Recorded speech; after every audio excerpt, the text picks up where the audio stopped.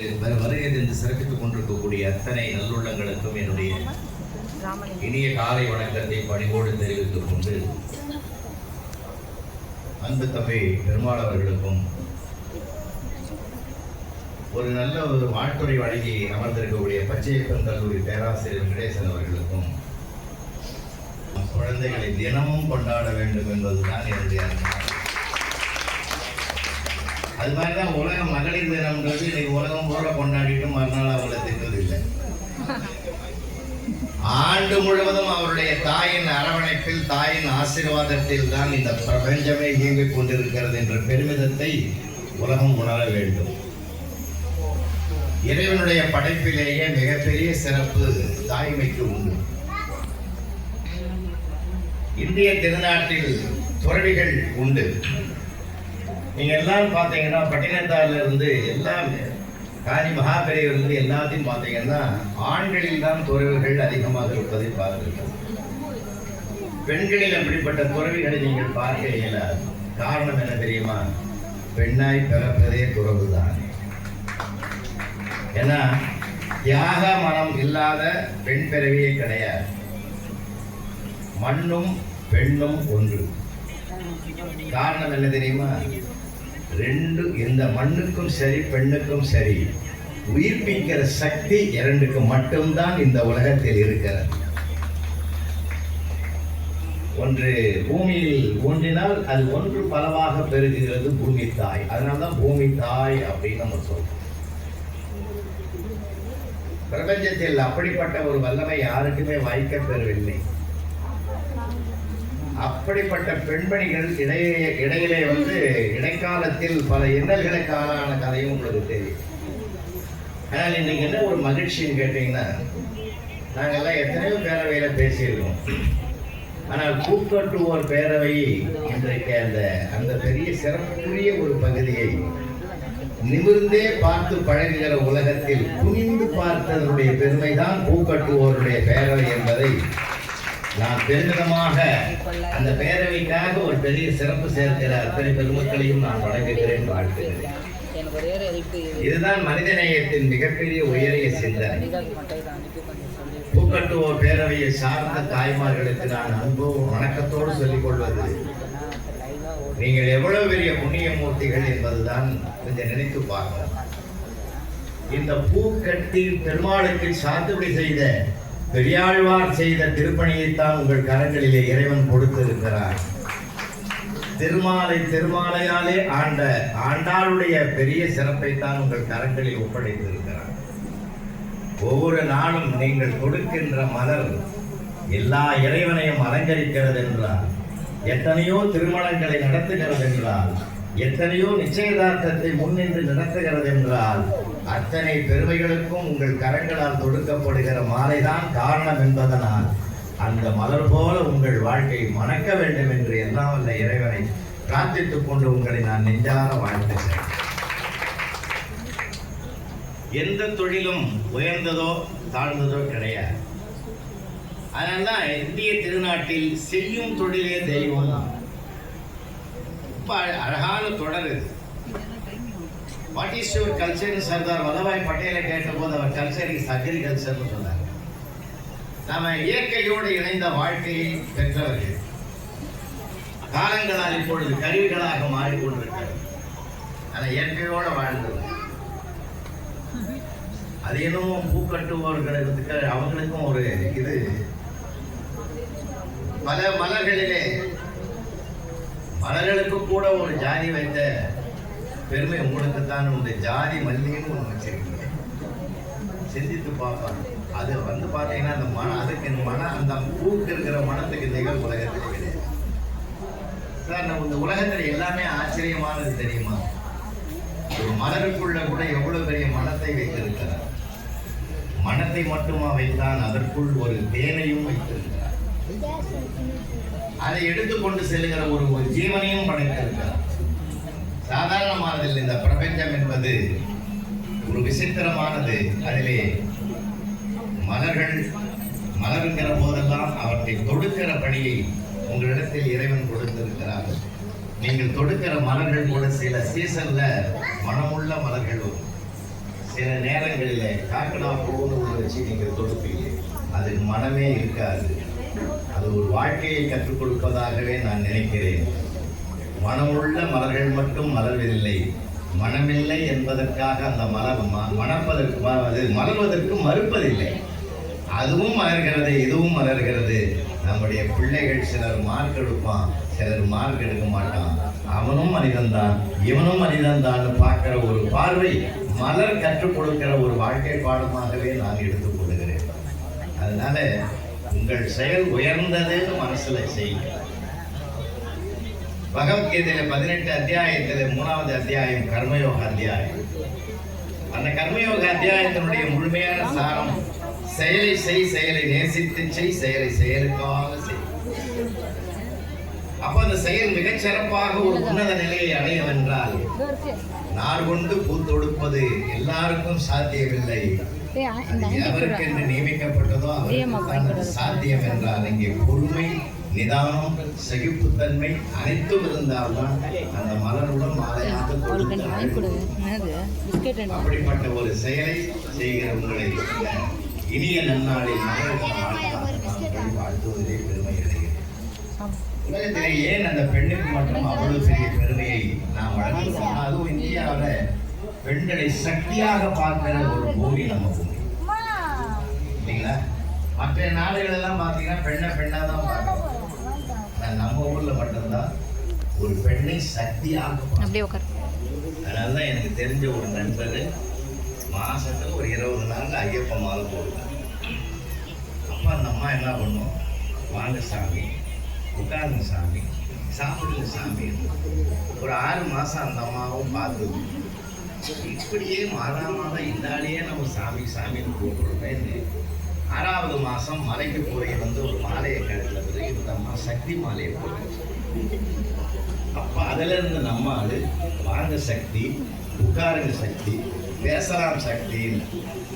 அப்போ எதுக்கான இன்னைக்கு அந்த பெண்ணுக்குள் ஒரு ஞானம் புறப்பட்டு இருக்கிற காலம். அதனாலதான் மகாகவி பாரதி சொன்னார், பெண்ணுக்குள் ஞானத்தை வைத்தான் பூவி பேணி வளர்த்திடும் ஈசன், மண்ணுக்குள்ளே சில மூடர் தங்கள் மாதர் அறிவை இடைக்காலத்தில் அப்படி தடை ஏற்பட்டது.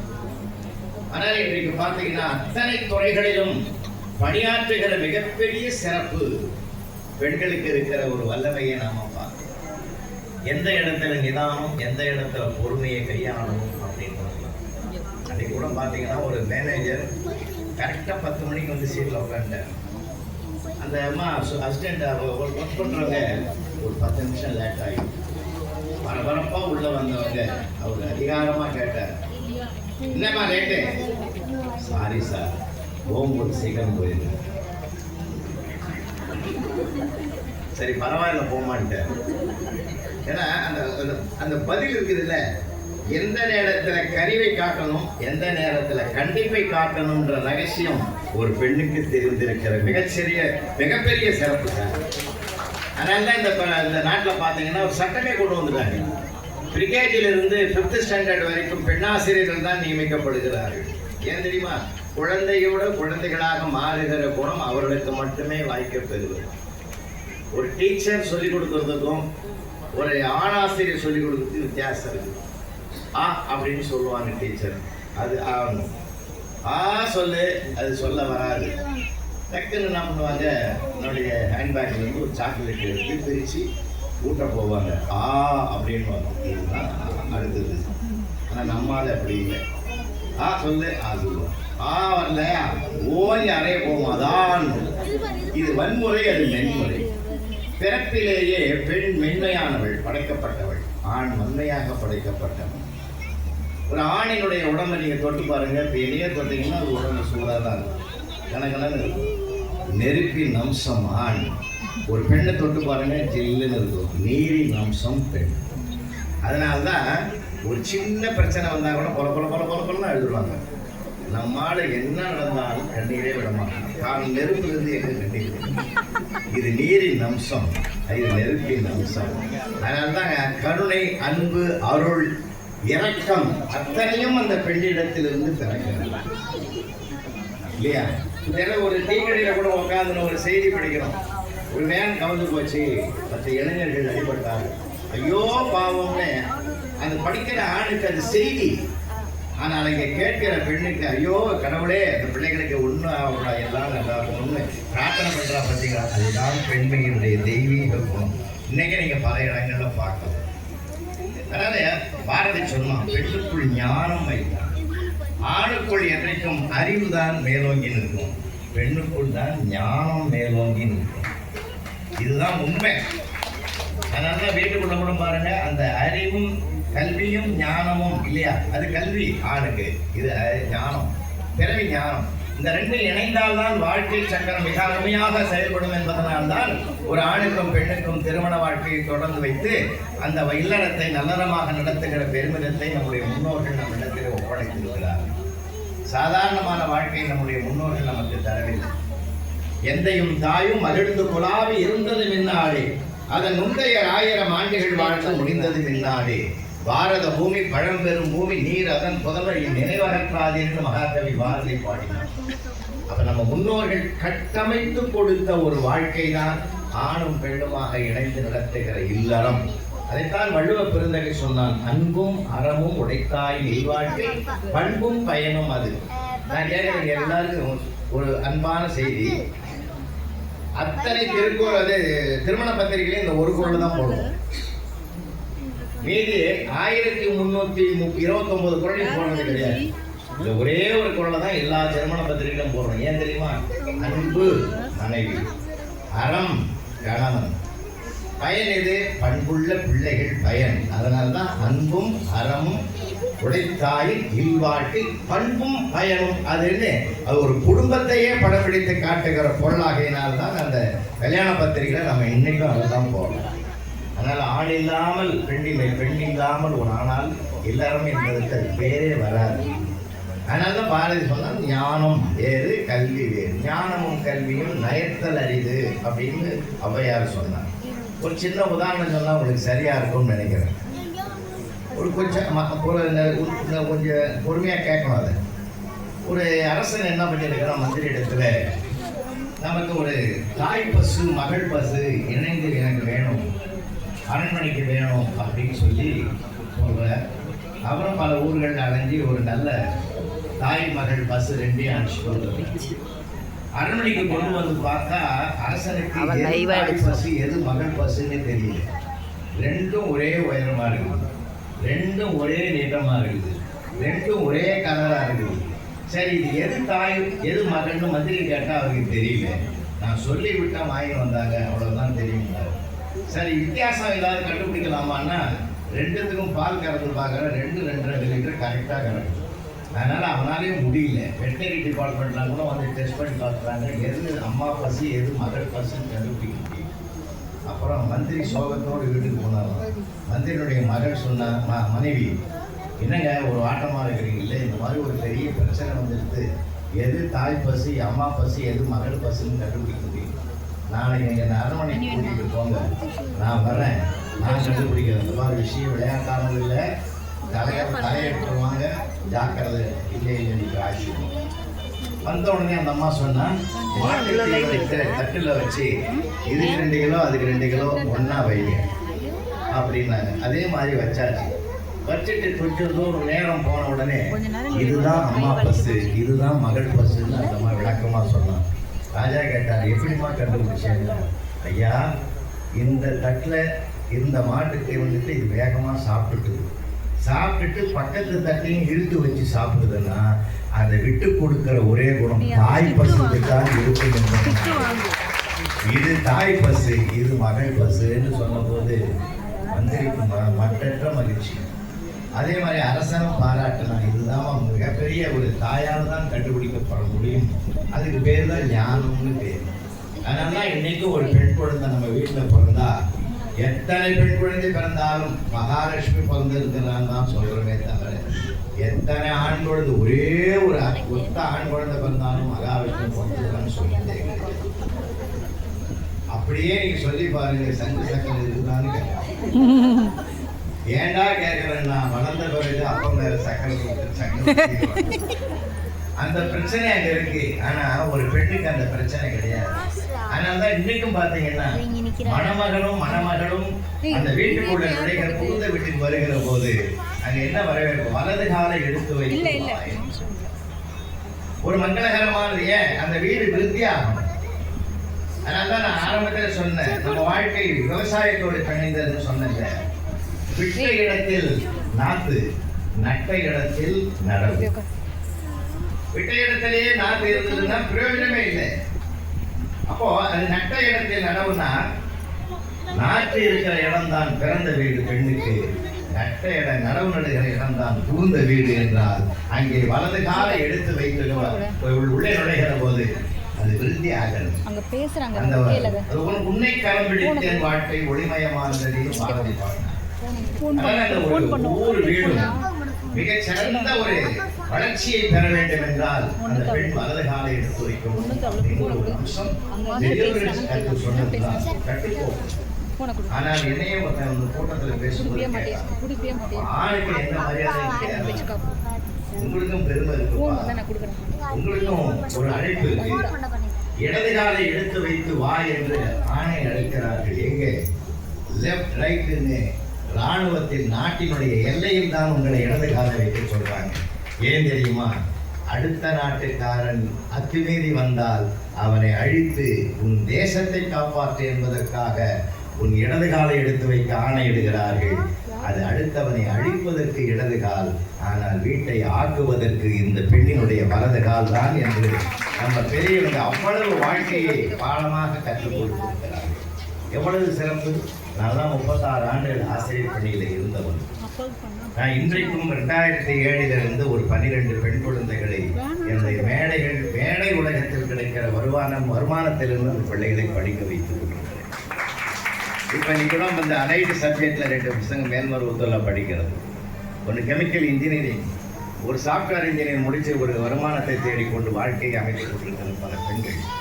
அதனால் என்னால் முடிந்த உதவி. ஏன்னா ஒரு பெண் கல்வி கற்றால் அந்த குடும்பமே கல்வி கற்கும் என்பது தான் மிகப்பெரிய சிறப்புக்குரிய செய்தி. அதனால் உங்கள் வீட்டில் பெண் குழந்தைங்க பிறந்தால் தயவு செஞ்சு நல்லா படிக்க வைங்க. இன்னாருக்கு தான் படிப்பு வரும், இன்னாருக்கு வராதெல்லாம் கிடையாது. ஒரு கோடி இருக்கிற அத்தனை பேருக்கும் சிறப்பான அந்த கல்வி சேரும். அதனால் அந்த பிள்ளைகளுக்கு நல்ல கல்வி கொடுங்க. நான் வகுப்பறையில் கூட பார்ப்பேன், ஒரு பெண்ணுக்கும் ஒரு ஆணுக்கு நிறைய வித்தியாசம் இருக்குது. பல கல்வி நிறுவனங்களினுடைய தந்தையாக இருக்கக்கூடியவர்கள், அவருக்கு தெரியாதது ஒன்றும் கிடையாது. எப்படியெல்லாம் அதை கொடுத்தால் பிள்ளைகள் கல்வி பெறுவார்கள் என்ற பெரிய சிறப்புக்குரிய செய்திகளை எல்லாம் செயல்படுத்தி கொண்டிருப்பவர். அதனால் நாங்கள் சில அனுபவத்தை சொல்கிறேன். ஒரு கேள்விக்கு ஆன்சர் தெரிஞ்சால் மட்டும்தான் ஒரு பெண் பிள்ளை எழுதும். ஆன்சர் தெரியாட்டாலும் பக்கமாக எழுதுறோம். நம்ம விளையாடுவோம் போன்று அது என்னன்னு கூட தெரியாது, ஒரு 3 பக்கம் எழுது. நான் ஒரு தடவை அப்படிதான் கேட்டேன், இருக்கிற சூழ்நிலை இப்படி சரியில்லை, பூகம்பம் வந்தால் எப்படி உலகம் இருக்கும்னு கேட்டேன். அவ்வளோதாங்க, எந்த பெண்ணையும் எழுதலை. எதுக்குடா வன்முறையானதுன்னு. ஆனால் ஒரு பையன் எழுதலாம் பாருங்க, வானம் வெடித்து சிதறும், பூமி விளக்கும், கடல் கொந்தளிக்கும், பெருக்கெடுக்கும் வெள்ளத்தில் எங்கள் தமிழையா முதலில் போய் விடுவார்கள். அவரை தொடர்ந்து ஆடு மாடுகள் எல்லாம் போகும். என் கூட ஏதா அனுப்புறாங்க, அப்போ கூட அவன் வரமாட்டான். இதை படிச்சுட்டு மனசு கஷ்டமா போய் 7ஆம் கிளாஸ் படிக்கிற பையனுக்கு இவ்வளவு வன்முறை எதுன்னு சொல்லி கிட்ட கூப்பிட்டு, ஏடா ராஜா இவ்வளவு வன்முறையாக எழுதுகிறே, நான் இந்த அளவுக்கு நான் உனக்கு என்ன பண்ணேன்? நல்லா தானே பாடம் நடத்தினேன், உனக்கு தொட்டது கூட கிடையாது, உன்னை திட்டினதும் கிடையாது, எதுக்குடா இவ்வளவு வன்முறையை கையில் எடுத்த வார்த்தைகளால் கொட்டி இருக்கிறீங்க? ஓன்னு அழுதான். செய்த தவறுக்கு குழந்தை அழறான்னா அதை விட மன்னிப்பு உலகத்திலே கிடையாது அப்படின்னு மன்னிச்சுட்டு உள்ளான்னு. அதுக்காக நான் அழுவலை சார், நீ படிச்சு பார்த்து திருத்துவேன்னு நான் நினைக்கிறேன். அதனால இந்த மாதிரிலாம் அந்த புறக்கமா பேசுறது ஒரு பையனுக்கு தான் தகுமே தவிர ஒரு பெண் அப்படி பேசவே பேசாது. பிரில்லியண்டா இருக்குதுங்க பிள்ளைங்க. 3ஆம் உலக யுத்தம் வந்தால் உலகம் எப்படி இருக்கும்னு எல்லாரும் பக்கமா எழுதணும். ஆனா ஒரு பொண்ணு அந்த அந்த கேள்வி அப்படியே எழுதி வச்சிருக்கு. அந்த கொஸ்டின் மார்க் மட்டும் எடுத்துட்டு அப்படியே அந்த சென்டென்ஸ் அப்படியே எழுதிட்டு, ஏமா எல்லாரும் நிறைய பேஜ் எழுதியிருக்காங்க, உனக்கு 4 வரி கூட எழுத தெரியல, ஏமா இப்படி எழுதலன்னு. சார் அதான் சார் ஆன்சரு, எப்படி நான் கேட்ட கேள்வி ஆன்சர் ஆகும்? சார் நீங்க என்ன கேட்டீங்க? மூன்றாம் உலகப் போர் வந்தால் உலகம் எப்படி இருக்கும் தானே கேட்டீங்க. அதான் மூன்றாம் உலகப் போர் வந்தால் உலகம் எப்படி இருக்கும்? இருக்காது. அதுதான் ஆன்சர் சார். பாருங்க, கேள்வியே விடையே காணுகின்ற மிகப்பெரிய நுட்பம் இருக்கிறது என்றால் அந்த ஞானத்தை நம்ம பாராட்டணும். இன்னைக்கு எல்லாத்தையும் பார்த்தீங்கன்னா மருத்துவத்துறை, பொறியியல் துறை, எல்லா விண்வெளித்துறை, விஞ்ஞானத்துறை, அத்தனை துறைகளிலும் பெண்கள் ஆர்வத்தோடும் கவனத்தோடும் பொறுப்போடும் சிறப்போடும் முன்னேறி கொண்டிருக்கிறார்கள் என்றால் அந்த வரிசையில் என் மகளும் வர வேண்டும் என்று நீங்கள் விரும்ப வேண்டும். அதனால என் வாழ்க்கை அப்படியே போச்சு அப்படின்னு ஒரு சலிப்பே வேணும். நிச்சயமாக நீங்கள் கொடுக்கிற ஆர்வத்தில் அந்த பிள்ளைகள் நிறைய படிப்பாங்க. எனக்கு தெரிஞ்சு ஒரு நீட் எக்ஸாமினேஷன்ல ஒரு அம்மாவும் அப்பாவும் ரிக்ஷா ஓட்டுறது, ஆட்டோ ஓட்டுற ஒரு தாய்க்கும் அந்த எளிய குடும்பத்தில் பிறந்த ஒரு பெண் இன்னைக்கு நீட் எக்ஸாம்ல பாஸ் பண்ணி வேற ஒரு மருத்துவராக வராதுன்னா அன்னையிலிருந்து அதனுடைய குடும்பம் டாக்டர் குடும்பம் வேற ஒரு மாற்றத்தை பெறுகிறது என்றால் அந்த சரித்திரத்தில் இடம்பெறுகிற அளவுக்கு இந்த பிள்ளைகளுக்கு ஊக்கம் கொடுங்க, உற்சாகம் கொடுங்க.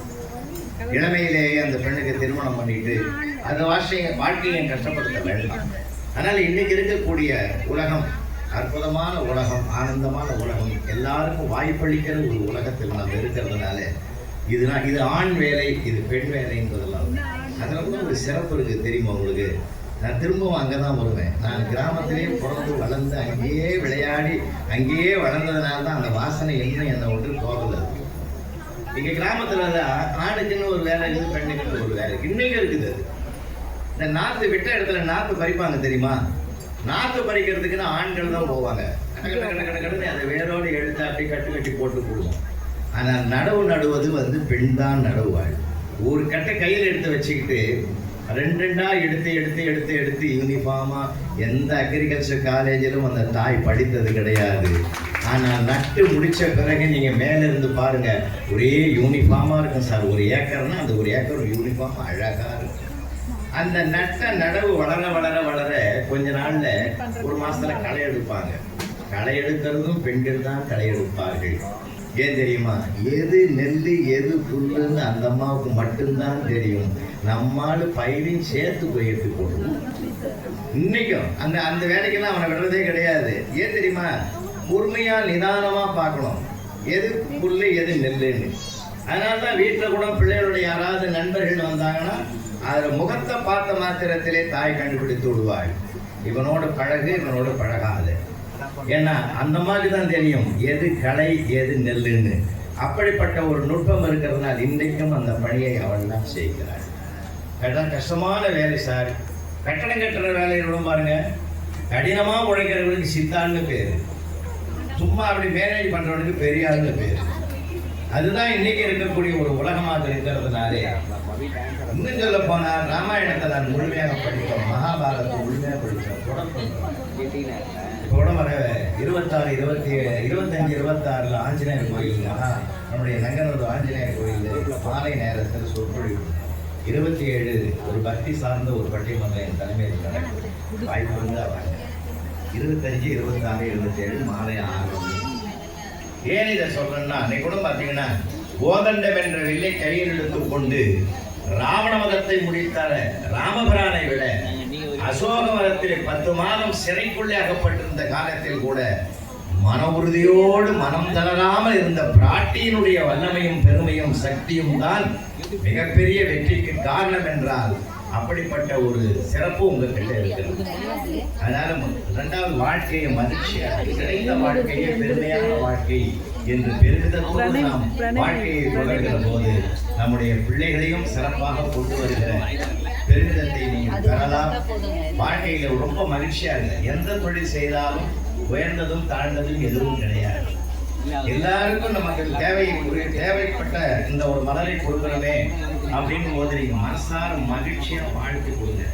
அது அப்படிப்பட்ட ஒரு வாய்ப்பு உங்கள் கையிலே கொடுத்திருக்கிறார். அது ஒரு மங்களகரமான ஒரு நிகழ்ச்சி, சாதாரணமானது இல்லை. பொன் வைக்கிற இடத்துல பூ வைக்கிறேன்னு ஒரு பொன்மொழியே இருக்கு இல்லையா? அப்படிப்பட்ட ஒரு பெருமிதமான மென்மை உள்ளம் படைத்த உங்களிடத்தில் தான் மென்மையான மலர்களை தொடுக்கக்கூடிய ஒரு வாய்ப்பையும் கடவுள் கொடுத்திருக்கிறார் என்றால் அந்த பெரும் பாக்கியம் என்று கருதி பல நல்ல நிகழ்வுகளுக்கெல்லாம் என் கரங்களால் தொடுத்த மலர்கள் அலங்கரித்துக் கொண்டிருக்கிறது என்றால் அதுவும் என் கடவுள் செயல் என்று நீங்கள் பெருமிதப்படுகிற போது உங்கள் செயல் மிகப்பெரிய உயர்ந்த செயலாக அது பெருமைப்படுகிறது. எண்ணம்தான் மனித வாழ்க்கை, எண்ணம்தான் மனித வாழ்க்கை இல்லையா? இரும்பு இருக்குது இல்லை, இரும்புக்கு எதிரி எது? இரும்புக்கு எதிரி எது சார்? இரும்பை யாராலும் அழிக்க முடியாது. ஆனால் இரும்பு எதிரி எது தெரியுமா? துருதான். இரும்பை அழிக்கக்கூடியது அதிலிருந்து உருவாகிற துருதான். ஆனால் ஒரு 2 சொட்டு எண்ணெயை விட்டு தடவிட்டீங்கன்னா துரு கூட பிடிக்காது. அதுதான் வாழ்க்கை. மனம் என்ற இரும்பிலே 2 சொட்டு எண்ணெய் விட வேண்டாம், நல்ல எண்ணங்களை விடுங்கள். மனம் ஒருபோதும் துரு பிடிக்கவே துரு.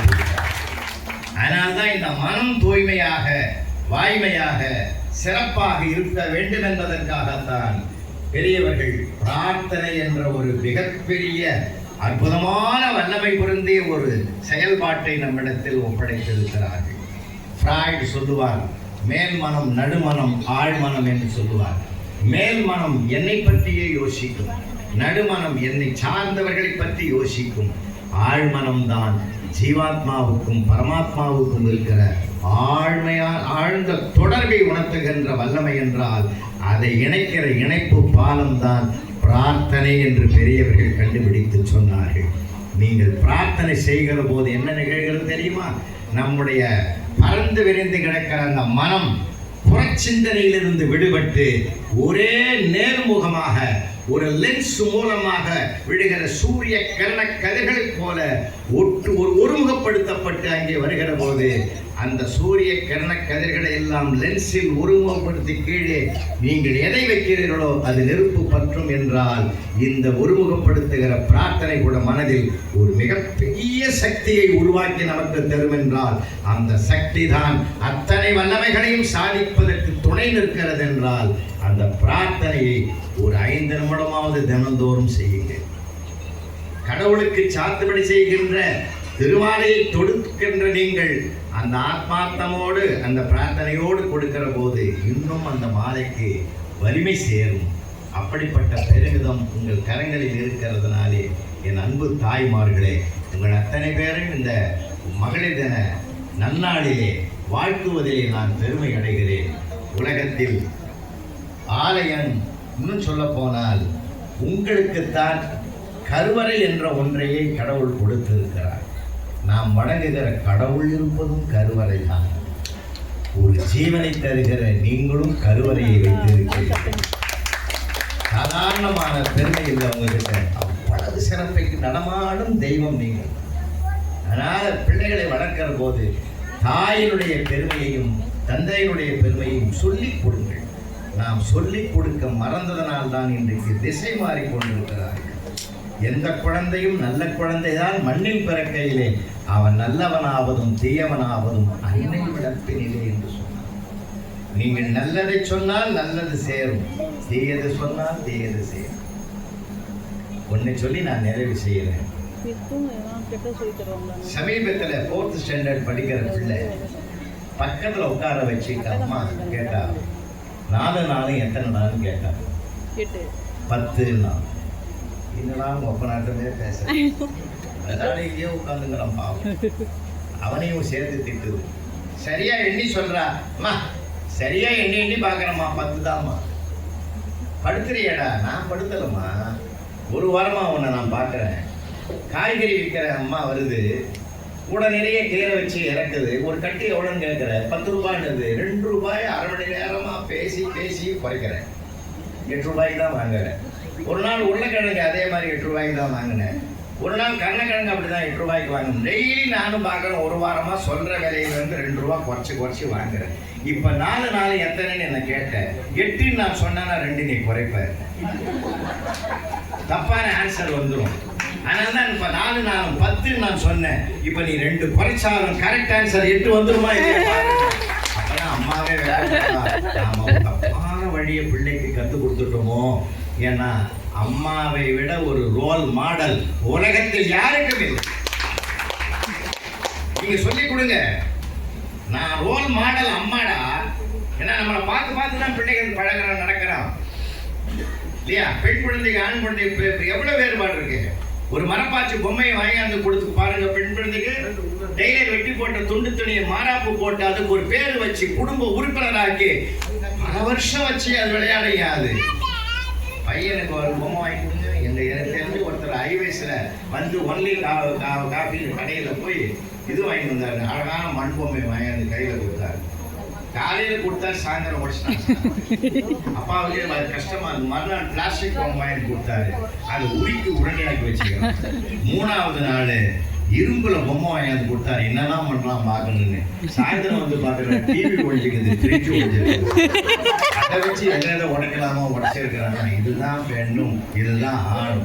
அதனால பெண்களை நல்ல வளங்க, கருத்து சொல்லுங்க. எனக்கு யார் ரோல் மாடல்னா எங்க அம்மா, அடுத்தது எங்க அப்பா, அடுத்தது என் குரு, என் ஆசிரியர். 3 பேர் தான் ரோல் மாடல்னு நீங்க நினைச்சீங்கன்னா தான், வளர்த்தீங்கன்னா தான்.